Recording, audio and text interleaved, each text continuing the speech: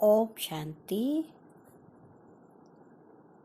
आज सतगुरुवार 23 अप्रैल 20 की बाबा के मीठे महावाक्य।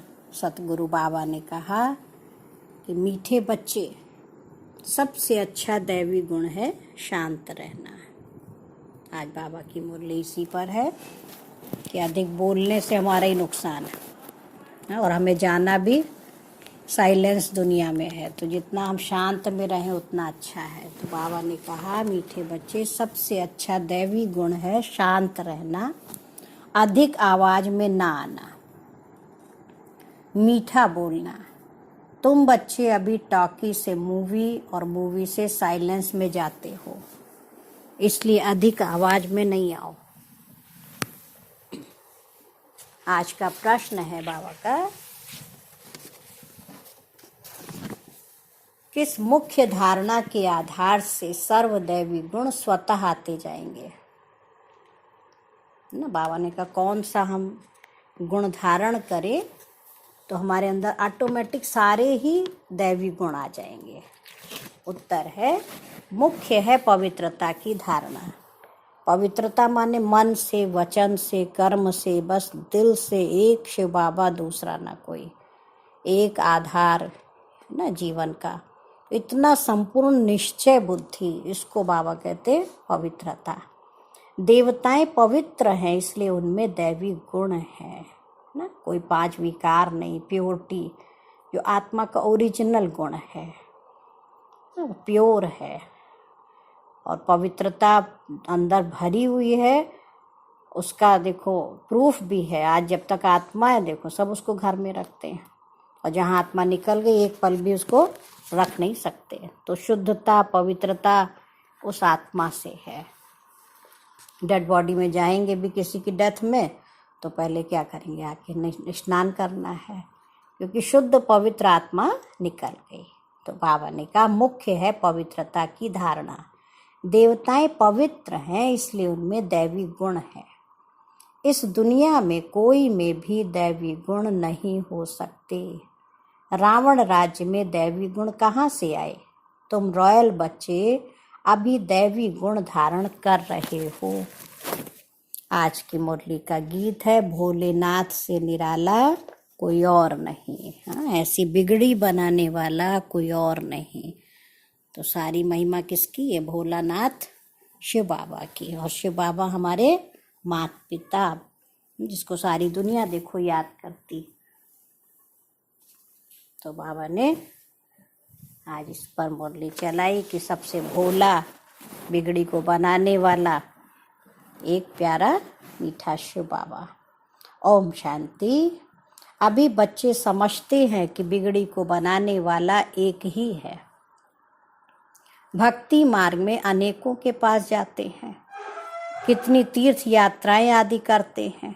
बिगड़ी को बनाने वाला, पतितों को पावन बनाने वाला तो एक ही है। सदगति दाता, गाइड, लिबरेटर भी वह एक है। अब गायन है, परंतु अनेक मनुष्य, अनेक मठ, अनेक धर्म, पंथ, शास्त्र होने के कारण अनेक रास्ते ढूंढते रहते हैं। सुख और शांति के लिए सत्संगों में जाते हैं ना। जो नहीं जाते हैं वो मायावी मस्ती में ही मस्त रहते हैं, है ना। वे सत्संग में गए, कुछ अच्छी बातें सुनते हैं तो उनकी अपनी दुनिया बहुत अच्छी है, देखो कम से कम, और बुरी आदतों से बचे रहते हैं। अब ये भी तुम बच्चे जानते हो कि अभी कलयुग का अंत है। मनुष्य नहीं जानते कि सतयुग कब होता है, अभी क्या है ना। ये मनुष्य आत्माएं नहीं जानती हैं।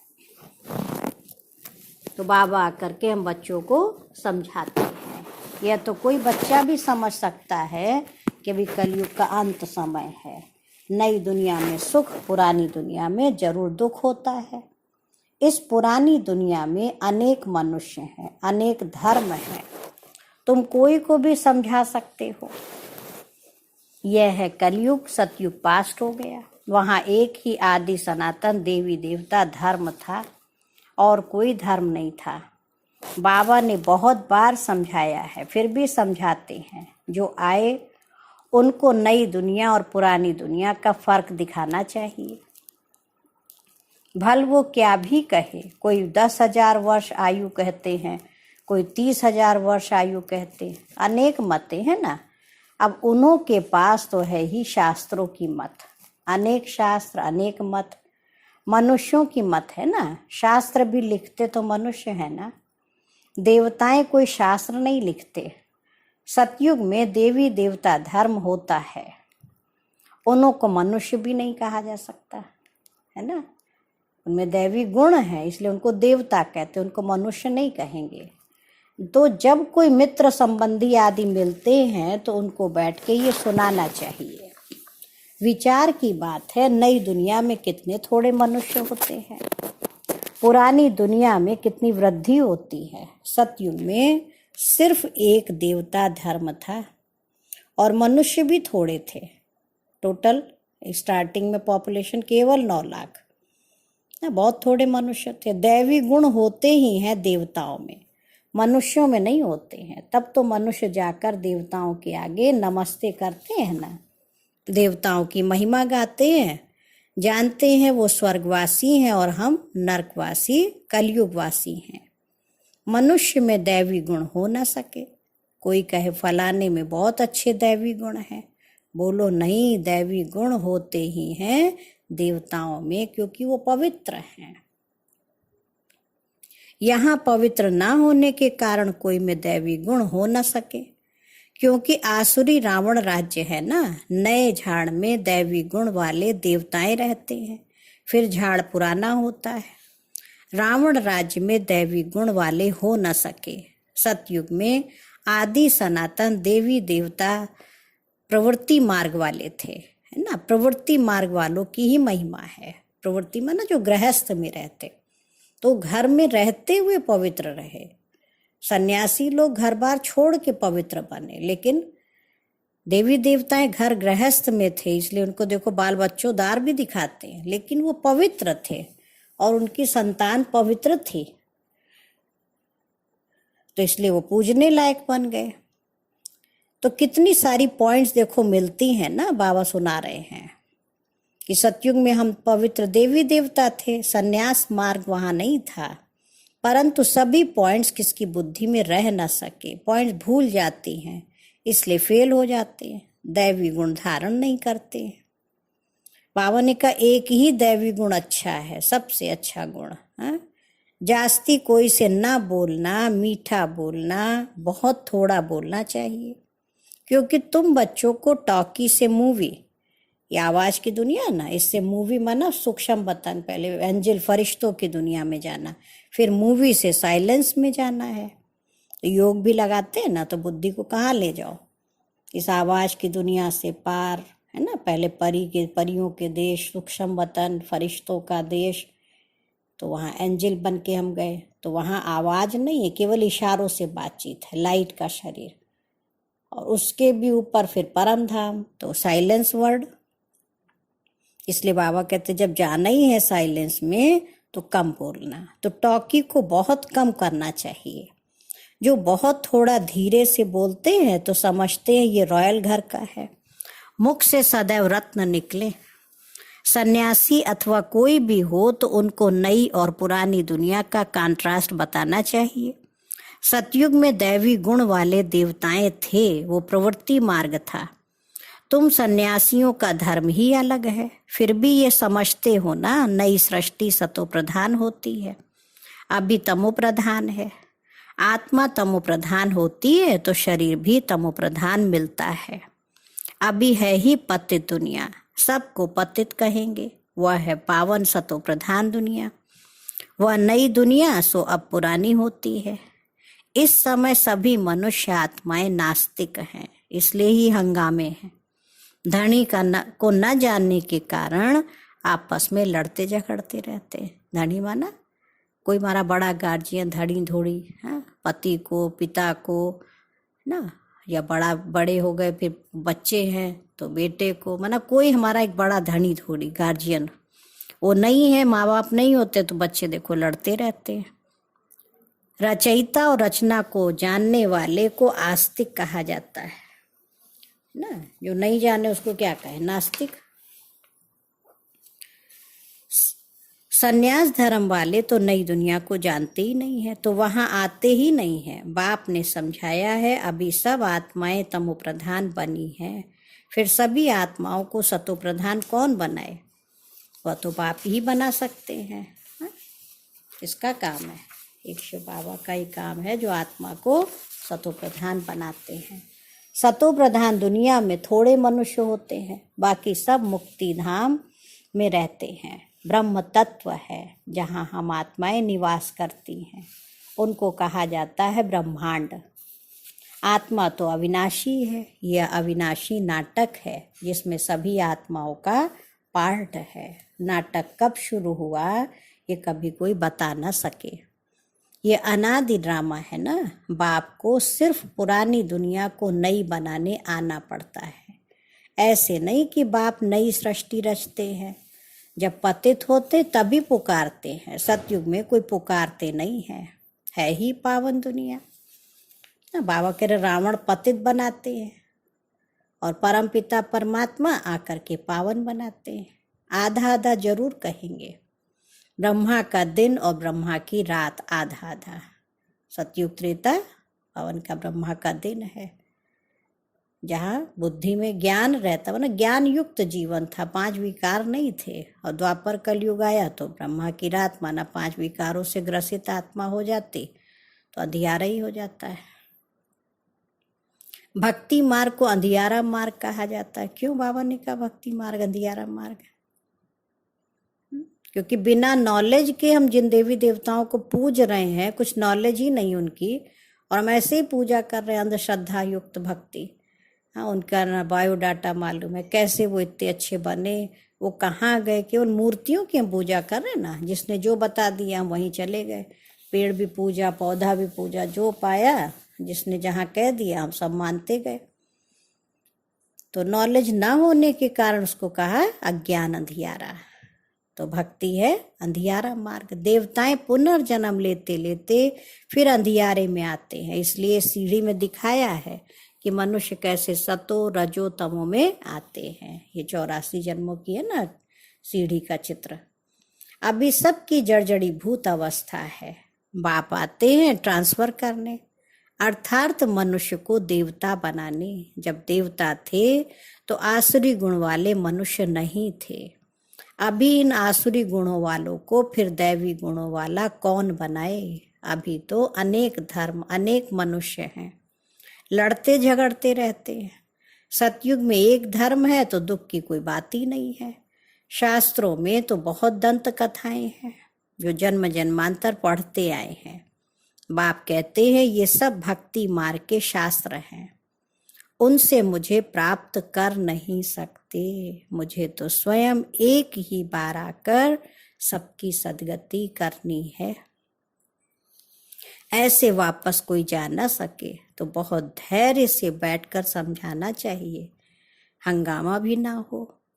उन लोगों को अपना अहंकार बहुत रहता है, साधु महात्माओं को बहुत रहता अपना। तो बाबा करे बहुत धीरज से, प्यार से उनको समझाना है। साधु संतों के साथ फॉलोअर्स भी रहते हैं, वो झट कह देंगे इनको भी ब्रह्मा कुमारियों का जादू लग गया है। सयाने मनुष्य जो होंगे वो कहेंगे हाँ ये विचार करने योग्य बातें हैं। मेले प्रदर्शनी में अनेक प्रकार के आते हैं ना। प्रदर्शनी आदि में कोई भी आए तो उसे बड़े धैर्य से समझाना चाहिए। जैसे बाबा धीरज से समझा रहे हैं, बहुत जोर से बोलना नहीं चाहिए ना। आवाज बहुत तेज हो, वॉल्यूम, तो अच्छा नहीं लगता, वो समझाना नहीं लगता, जैसे लड़ रहे हैं। प्रदर्शनी में तो बहुत इकट्ठे हो जाते हैं, फिर कह देना चाहिए आप कुछ टाइम देकर एकांत में आकर समझेंगे तो हम आपको रचयिता और रचना का राज समझाएंगे। रचना के आदि मध्य अंत का ज्ञान रचयिता बाप ही आकर समझाते हैं। बाकी तो सब नेति नेति करके चले जाते हैं, कोई भी मनुष्य जान न सके। ज्ञान से सदगति हो जाती है, फिर ज्ञान की दरकारी नहीं होती। यह नॉलेज सिवाय बाप के कोई समझा न सके। समझाने वाला कोई बुजुर्ग होगा तो मनुष्य समझेंगे हाँ ये भी अनुभवी है।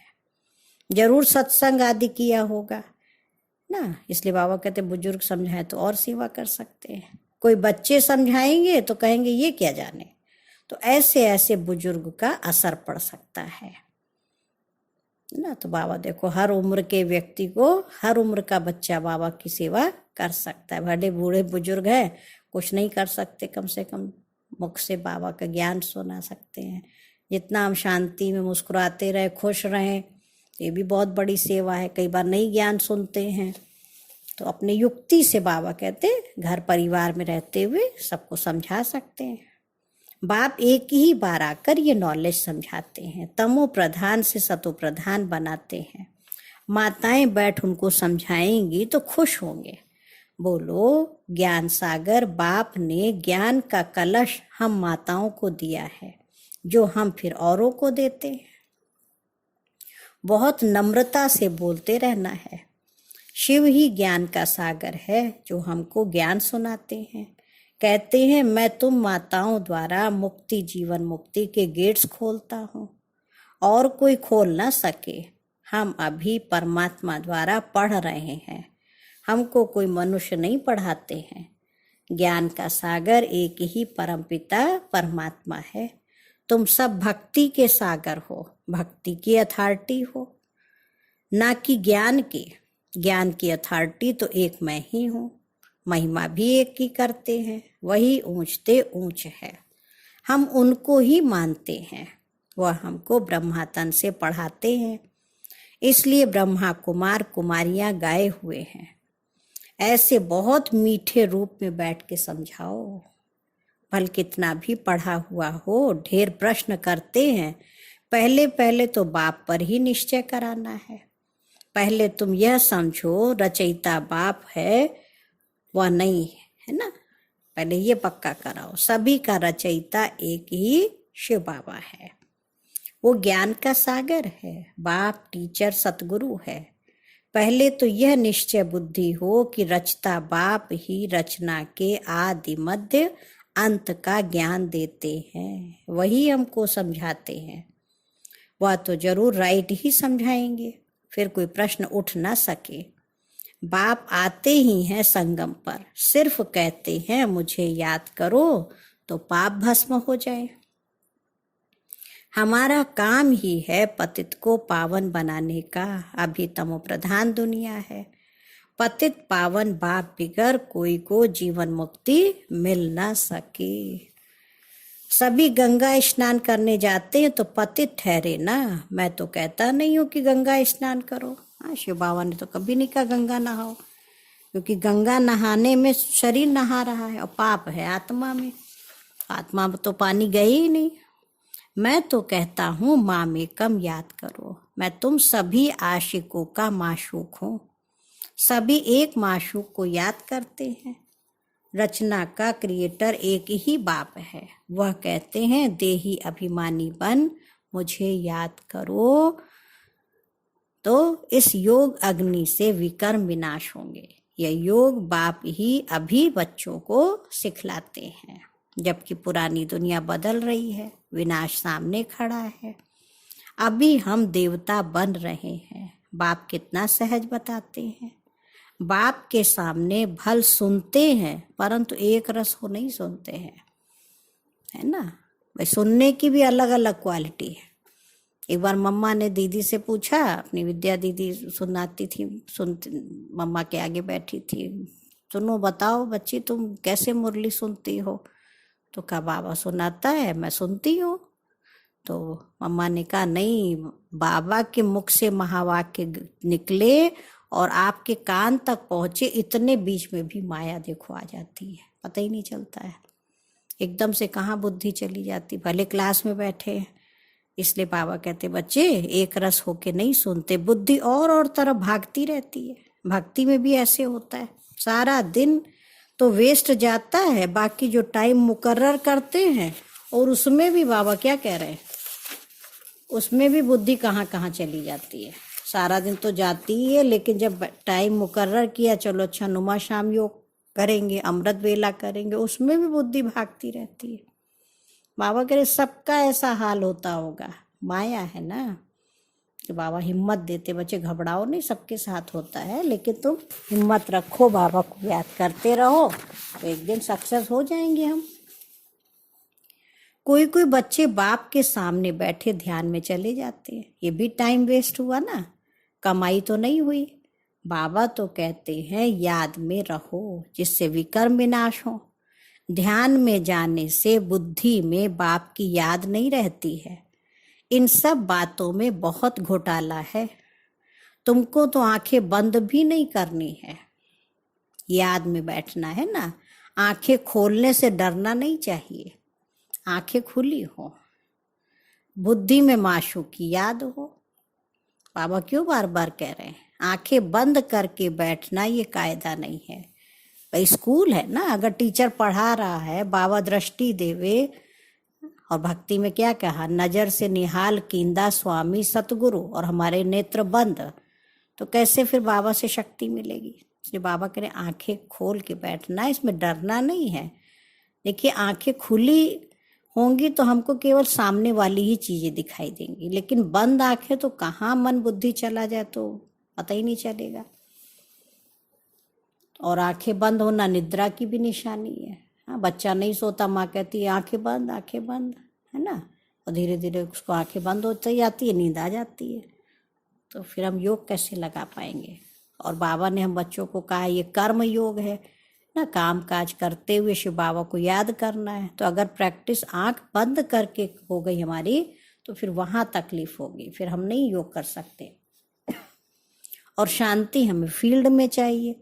तो कहते हैं हम याद में बैठे बहुत शांति मिली, तो जितनी देर बैठेंगे उतनी देर शांति मिलेगी, फिर बाकी समय। इसलिए बाबा ने इसका नाम ही रखा सहज राज योग, कर्म योग, भक्ति योग, है ना। तो आंखें बंद करके बैठना, बाबा ने कहा ये कायदा नहीं है। बाबा कहते याद में बैठो, ऐसे थोड़ी कहते आंखें बंद करो। आंखें बंद कर कांध ऐसे नीचे कर बैठेंगे तो बाबा कैसे देखेंगे, है ना। आंखें बंद होती तो धीरे धीरे कंधे भी झुक जाते हैं।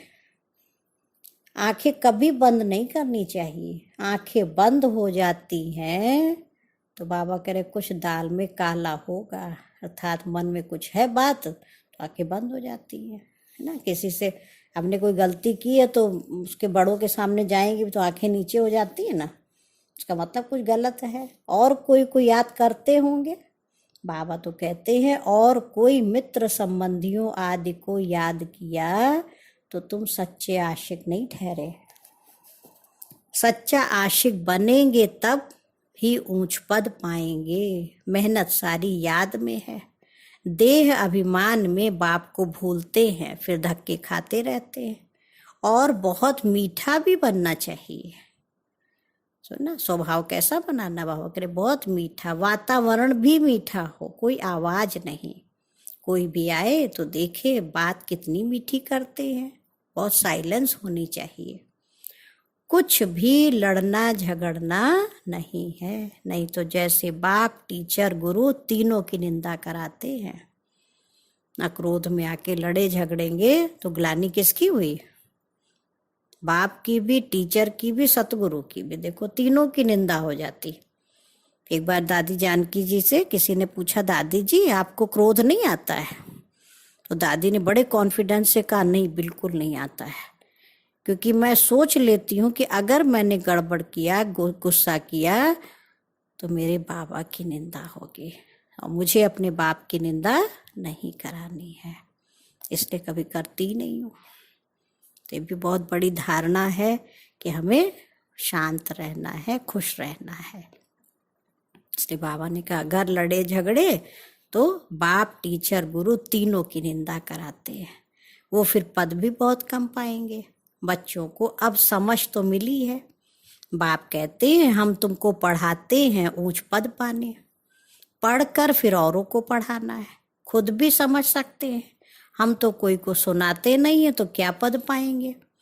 प्रजा नहीं बनाएंगे तो क्या बनेंगे। योग नहीं, ज्ञान नहीं, तो फिर जरूर पढ़े हुए के आगे भरी ढोनी पड़ेगी। भरी ढोना माने भाई जो पढ़े लिखे नहीं तो जो पढ़ गए उनके आगे फिर मजदूरी करनी पड़ेगी। उसी क्लास में बच्चा पढ़ रहा है, एक तो पढ़ के ऑफिसर बन गया, ऊंची पोस्ट पे चला गया, एक उसके यहाँ पे पियोन बना। है ना। और उसके जी हजूरी करना पड़ रहा है, क्लर्क बन गया छोटा, तो उसको बाबा कहते भरी ढोनी पड़ेगी। अपने को देखना चाहिए, इस समय नापास हुए, कम पद पाया तो कल्प कल्पांतर कम पद हो जाएगा। बाप का काम है समझाना, नहीं समझेंगे तो अपना पद भ्रष्ट करेंगे। कैसे किसको समझाना चाहिए वह भी बाबा समझाते रहते हैं। जितना थोड़ा और आहिस्ते बोलेंगे उतना अच्छा है। बाबा सर्विस करने वालों की महिमा भी करते हैं, बहुत अच्छी सर्विस करते हैं तो बाबा के दिल पर चढ़ते हैं। सर्विस से ही तो दिल पर चढ़ेंगे ना। घर में भी जो बच्चा सेवा करे, कमाऊ पूत हो तो वही प्यारा लगता है।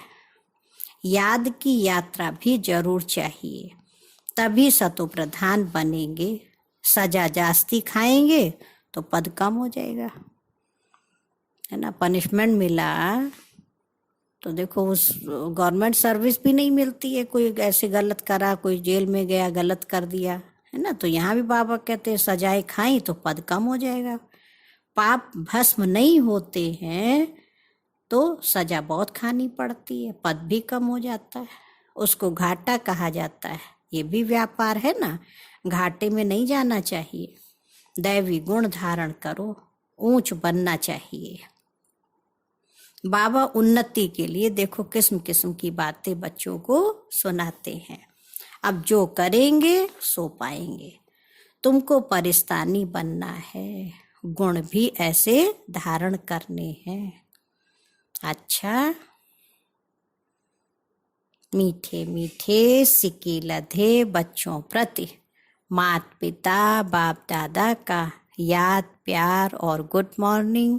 रूहानी बाप की रूहानी बच्चों को नमस्ते।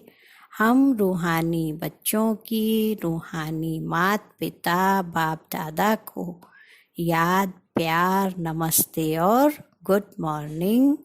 शुक्रिया बाबा, शुक्रिया। आज धारणा के लिए मुख्य सार है, फर्स्ट पॉइंट है, किसी से भी बहुत नम्रता और धीरे से बातचीत करनी है।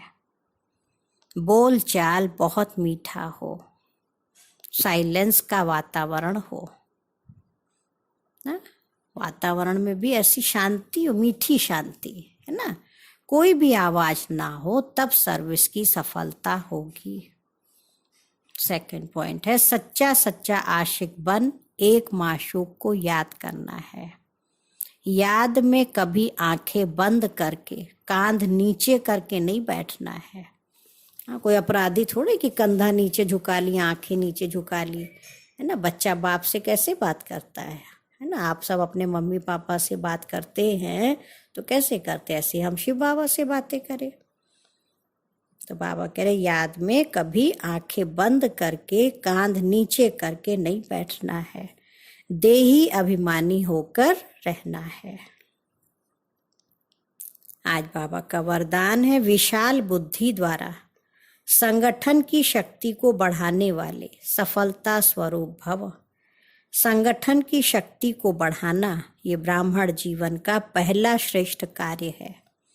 इसके लिए जब कोई भी बात मेजॉरिटी वेरीफाई करते हैं तो जहां मेजॉरिटी वहां मैं, यही है संगठन की शक्ति को बढ़ाना, है ना। जो सबकी राय है वही हमको भी मान लेनी चाहिए। ऐसे थोड़े हम अपनी अलग राय देवे तो संगठन मजबूत कैसे होगा। इसमें ये बड़ाई नहीं दिखाओ कि मेरा विचार बहुत अच्छा है, भल कितना भी अच्छा हो, लेकिन जहां संगठन टूटता है वह अच्छा भी साधारण हो जाएगा। उस समय अपने विचार त्यागने भी पड़े तो त्याग में ही भाग्य है। भले आपके विचार बहुत अच्छे हैं, लेकिन सब जो एक बात जिसमें पास हुई है तो फिर हम भी उसी में शामिल हो जाए। इससे ही सफलता स्वरूप बनेंगे और समीप संबंध में आएंगे। आज बाबा का स्लोगन है मुरली का, सर्व सिद्धियां प्राप्त करने के लिए मन की एकाग्रता को बढ़ाओ। सर्व सिद्धियां प्राप्त करने के लिए मन की एकाग्रता को बढ़ाओ। और आज वर्तमान समय इसी एकाग्रता की शक्ति की बहुत आवश्यकता है। अच्छा, ओम शांति, ओम शांति, ओम शांति।